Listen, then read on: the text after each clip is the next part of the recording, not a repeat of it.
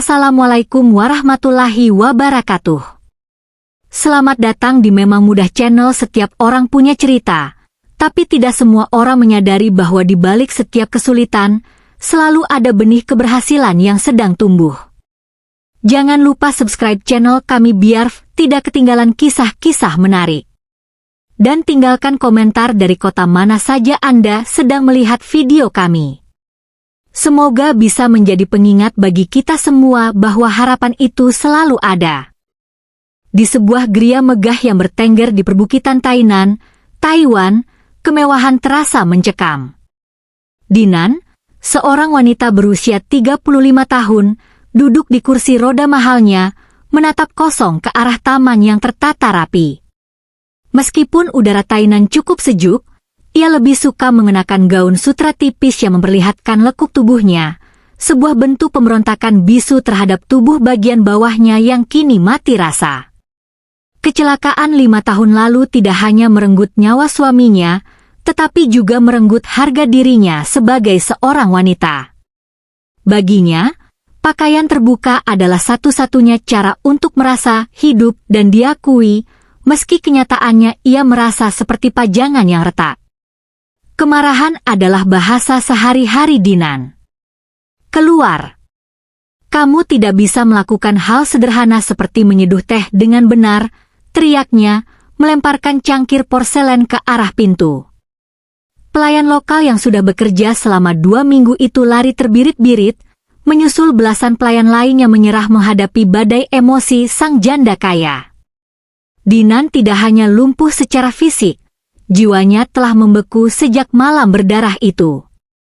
Rasa bersalah karena menjadi penyebab kecelakaan, akibat pertengkaran hebat di dalam mobil, menjadi racun yang terus menggerogoti nuraninya. Di tengah kekosongan itu, muncullah Arka. Ia adalah seorang tenaga kerja asal Indonesia dengan perawakan tenang dan tatapan mata yang teduh. Saat agen penyalur membawanya ke hadapan Dinan, Arka hanya disambut dengan tatapan meremehkan. "Kamu pikir kamu akan bertahan lebih lama dari yang lain?" tanya Dinan sinis.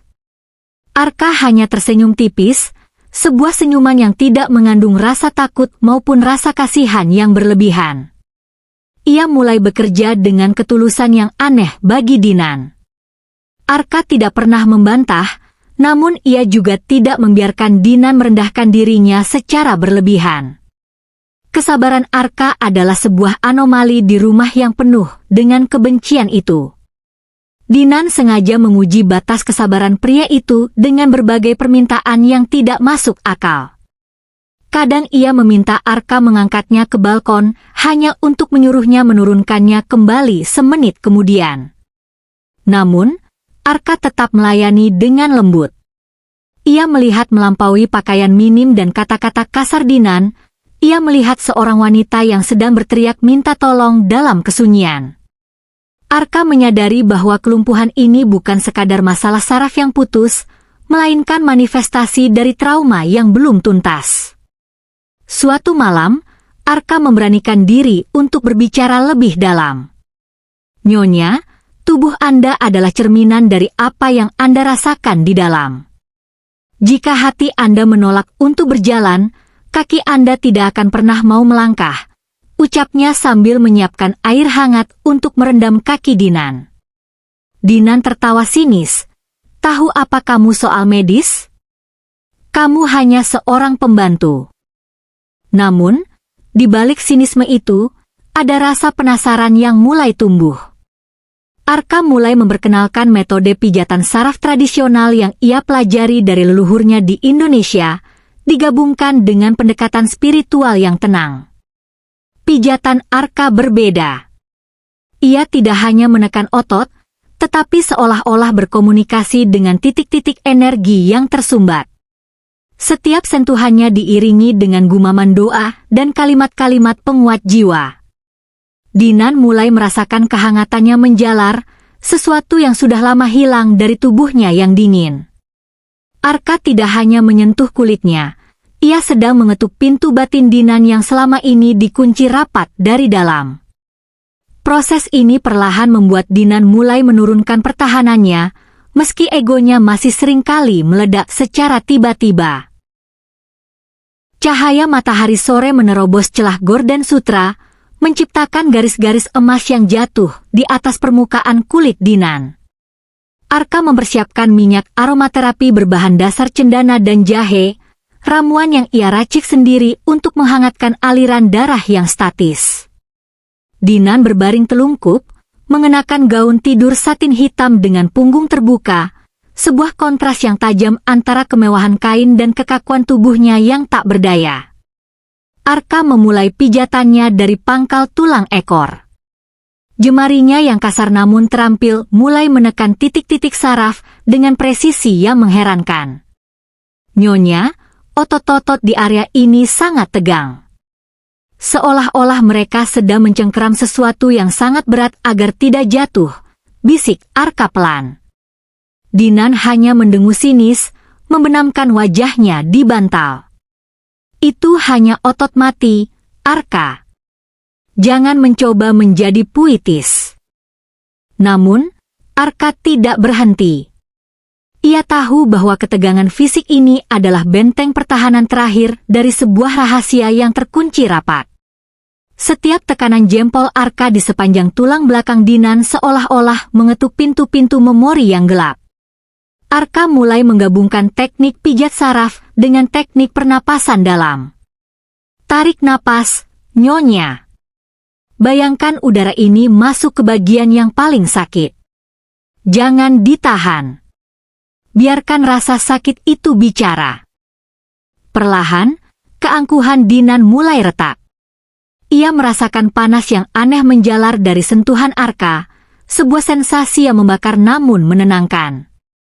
Untuk pertama kalinya dalam 5 tahun, ia merasa tubuhnya bukan lagi benda asing yang mati, melainkan medan tempur yang penuh luka. Apa yang kamu rasakan, Arka? Tanya Dinan tiba-tiba, suaranya parau. Arka terdiam sejenak, tangannya berhenti di area pinggang yang menjadi pusat kelumpuhan. Saya merasakan kemarahan yang membeku, Nyonya. Di sini, di simpul saraf ini, ada kesedihan yang belum sempat menangis. Anda menghukum kaki Anda agar tidak bisa melangkah, karena Anda merasa tidak berhak berjalan menjauh dari kecelakaan itu.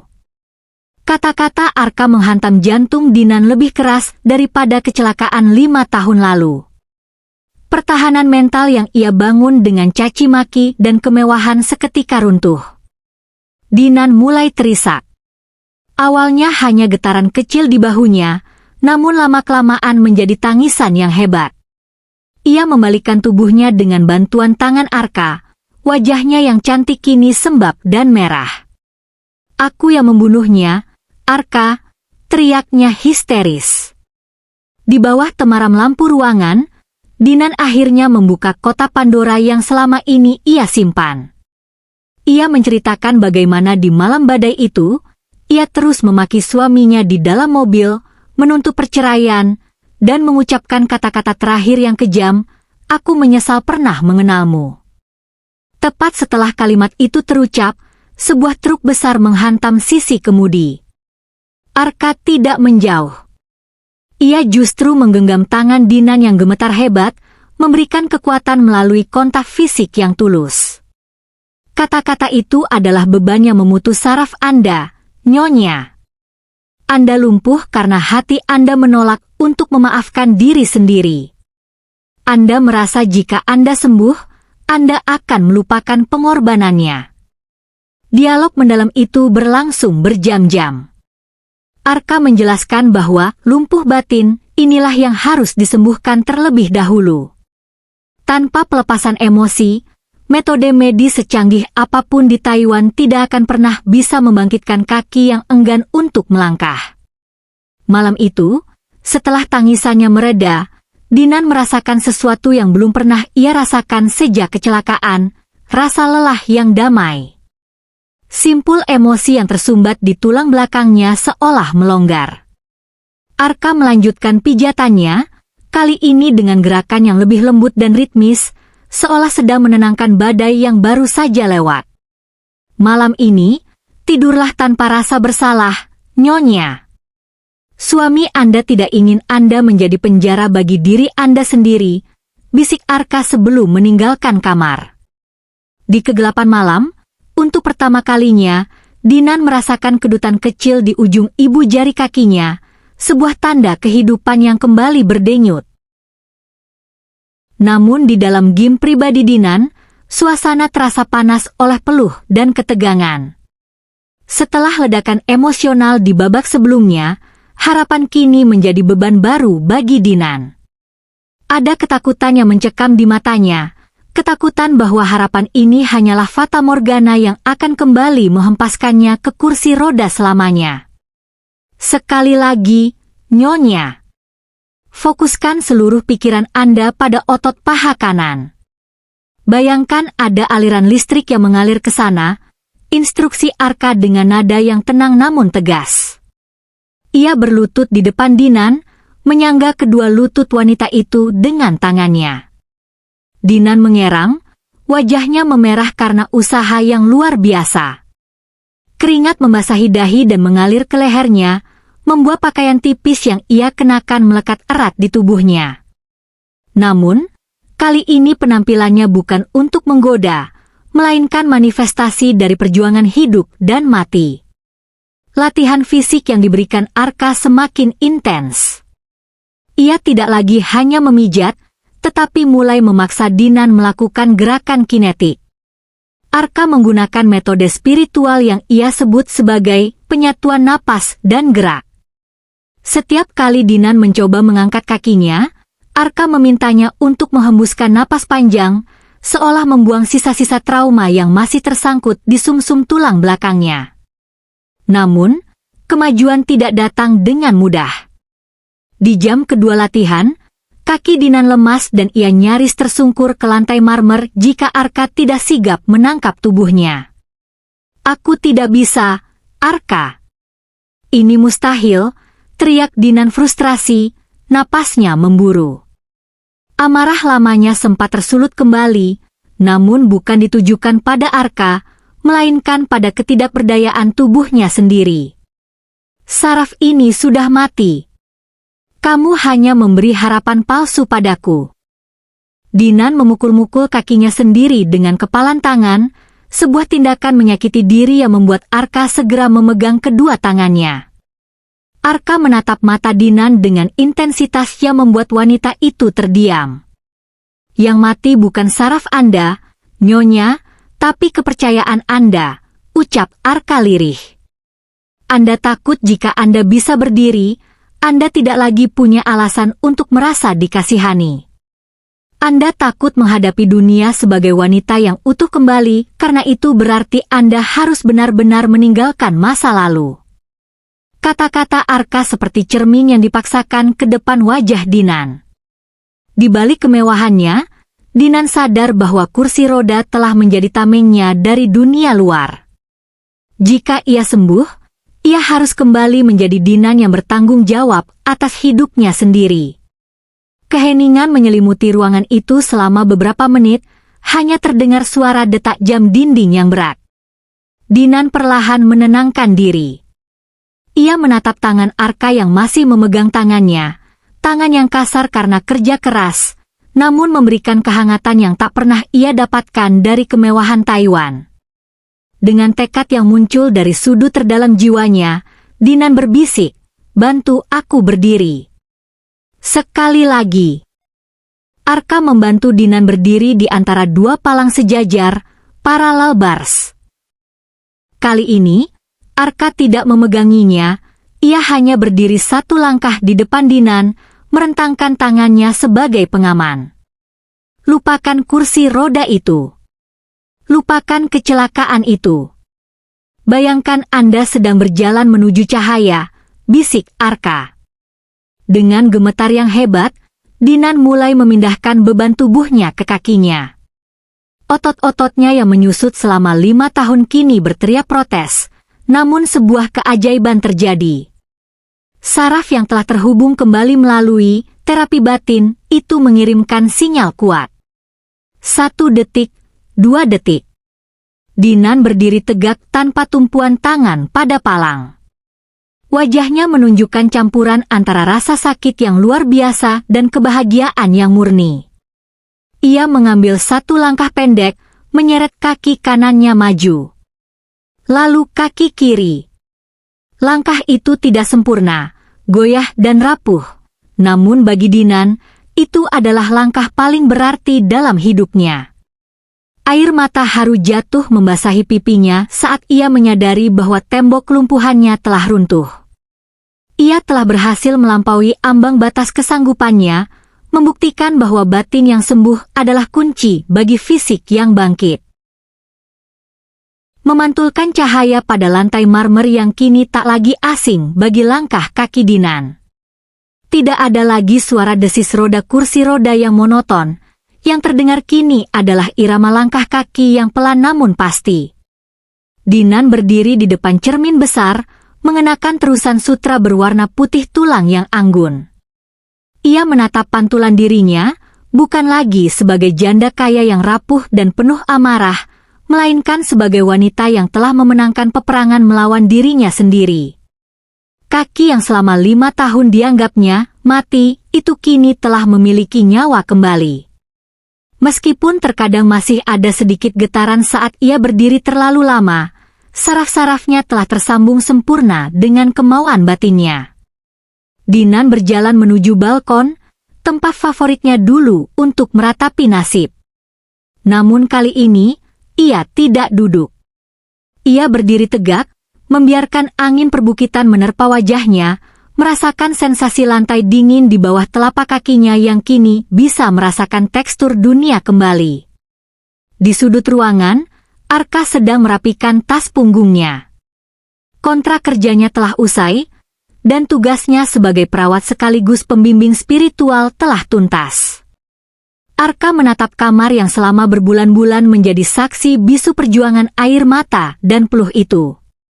Ia merasa bangga. Namun ada sekelumit kesedihan yang ia simpan rapat-rapat. Ia bersiap untuk kembali ke tanah air, membawa kenangan tentang seorang wanita yang ia bantu temukan kembali jiwanya. "Kamu mau pergi sekarang, Arka?" Suara Dinan memecah keheningan. Ia berbalik, menatap Arka dengan tatapan yang sangat berbeda dari pertama kali mereka bertemu. Tidak ada lagi tatapan meremehkan atau kemarahan yang meluap-luap. Yang ada hanyalah ketenangan dan rasa hormat yang mendalam. Arka mengangguk pelan sambil tersenyum tipis. "Tugas saya sudah selesai, Nyonya. Anda sudah bisa berdiri, berjalan, dan yang paling penting, Anda sudah bisa tersenyum pada diri sendiri. Saya tidak punya alasan lagi untuk tetap di sini." Ia menyampirkan tasnya di bahu, bersiap untuk melangkah keluar dari pintu megah itu. Namun, sebelum Arka sempat mencapai ambang pintu, Dinan memanggilnya dengan suara yang bergetar oleh emosi. "Tunggu, Arka." Dinan melangkah mendekat, kali ini tanpa bantuan tongkat atau pegangan pada dinding. Ia berdiri tepat di hadapan Arka, menatap mata pria yang telah menyelamatkan hidupnya itu. Rumah ini selalu terasa terlalu luas dan dingin bagiku. Tapi selama beberapa bulan terakhir, kamu memberinya kehangatan yang tidak bisa dibeli dengan uang suamiku. Dinan memegang tangan Arka, tangan yang telah dengan sabar memijat sarafnya yang kaku dan menguatkan batinnya yang rapuh. "Aku tidak ingin kamu pergi sebagai pelayan. Aku tidak ingin melihatmu sebagai TKI yang datang dan pergi begitu saja. Kamu adalah orang yang mengajariku cara memaafkan masa lalu dan cara mencintai hidup kembali. Aku ingin kamu tetap di sini, bersamaku." Arka tertegun, menatap tangan Dinan yang menggenggamnya erat. "Tapi Nyonya, status kita." "Status hanyalah label yang dibuat manusia, Arka. Di hadapan Tuhan dan di hadapan rasa sakit, kita sama," potong Dinan dengan lembut. "Aku ingin kamu menjadi bagian dari masa depanku. Kita bisa membangun sesuatu yang baru di sini, atau dimanapun kamu mau. Aku ingin belajar lebih banyak tentang ketulusan yang kamu miliki. Mata Arka berkaca-kaca. Ia melihat kejujuran yang murni di mata Dinan. Perjalanan dari seorang majikan yang kasar menjadi wanita yang penuh kasih ini adalah mukjizat yang ia saksikan sendiri. Arka perlahan menurunkan tasnya ke lantai, sebuah simbol bahwa perjalanannya pula mungkin akan tertunda untuk sebuah perjalanan baru yang lebih indah. Video narasi kehidupan Dinan berakhir bukan dengan kemegahan hartanya, melainkan dengan pemandangan dua insan yang berdiri bersisian di balkon, menatap cakrawala Tainan yang cerah. Dinan tidak hanya sembuh secara fisik, ia telah lahir kembali. Dan di sampingnya, Arka berdiri bukan lagi sebagai pelayan, melainkan sebagai pilar kekuatan yang telah membuktikan bahwa keajaiban sejati terjadi ketika kesabaran bertemu dengan keberanian untuk melepaskan luka lama. Hidup baru mereka baru saja dimulai, sebuah simfoni yang digubah dari sisa-sisa tragedi yang berubah menjadi harmoni.